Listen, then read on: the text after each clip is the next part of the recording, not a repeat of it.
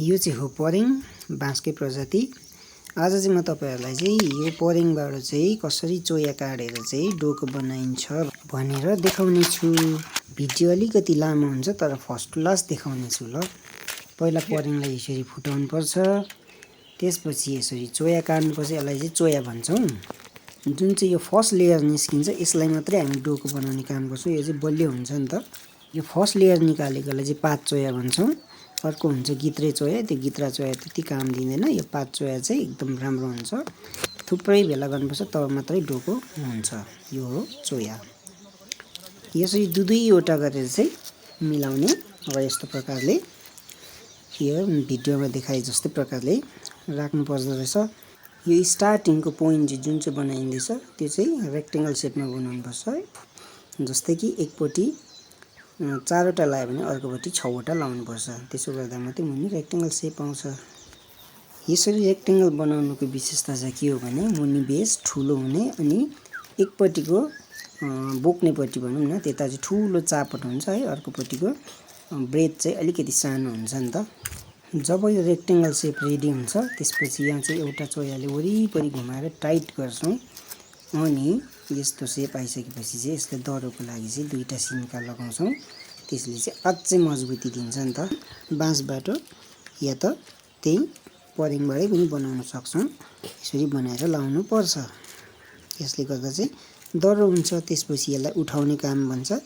बिस्तारैसँगले हामीले ठाडो पार्दै जान्छौं। एउटा लामो चोयाले बुन्दै जान्छौं जसलाई चाहिँ घुमौरो भन्छौं अथवा घुमौटो पनि भन्छौं।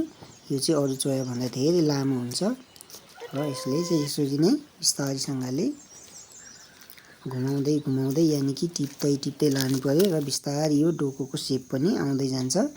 र डोको जब बुन्दै जान्छौं बुन्दै जाँदाखेरि बीचमा ग्यापहरु आएर ठुलठुलो जग्गा बन्छ। त्यहाँ चाहिँ हामीले एउटा चोया थाप्दै लान्छौं। त्यो थपेको चोयालाई चाहिँ बादा थपिएको भनिन्छ। एकदम अर्ग्यानिक इको फ्रेन्डली अनि उहिलेदेखि चलिआएको बेम्बो बास्केट डोको। अब यो बिस्तारै डोकोको शेप लिँदै जाँदैछ र डोकोको जुन चाहिँ आँखा यानि कि दुलोहरु हुँदै हुँदै जाँदैछ।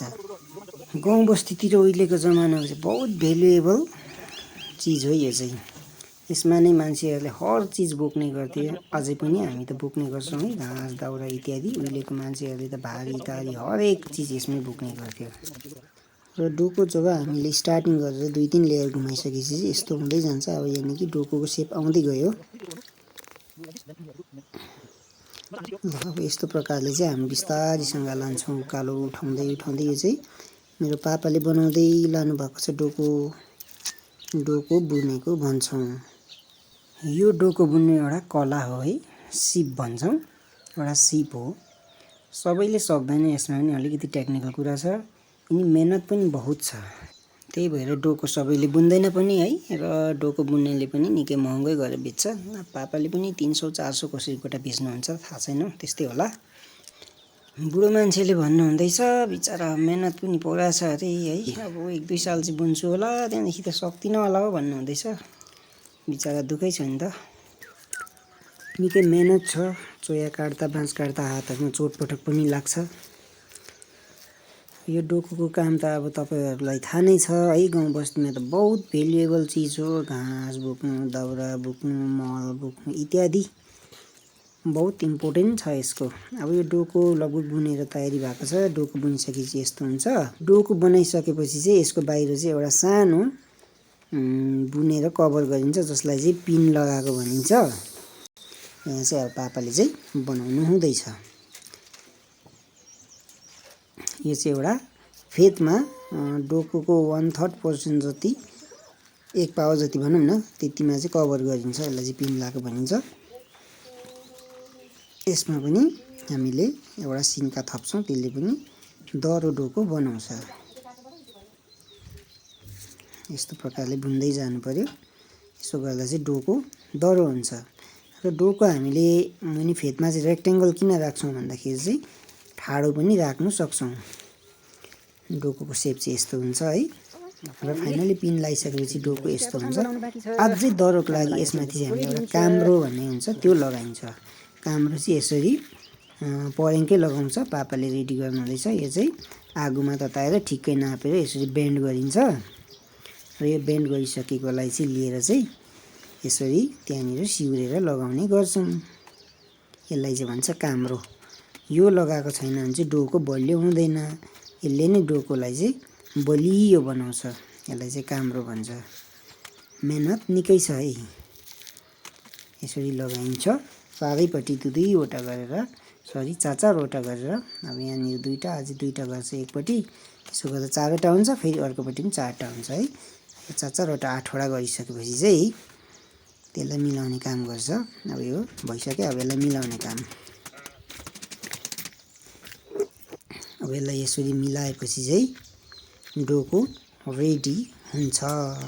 यो चाहिँ काम्रो लगाइसक्यो। अब यो लगाइसकेपछि चाहिँ डोको रेडी हुन्छ र बलियो पनि हुन्छ। अब यहाँ लगभग लगाइसकिहालेको छ पापाले।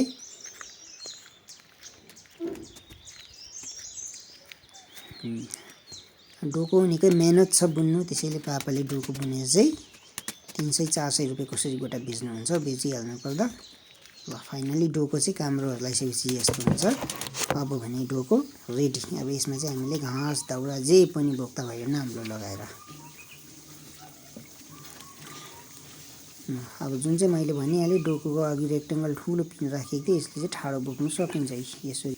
हवस् त, डोको पनि रेडी भयो र आजको भिडियो यति नै। Thank you.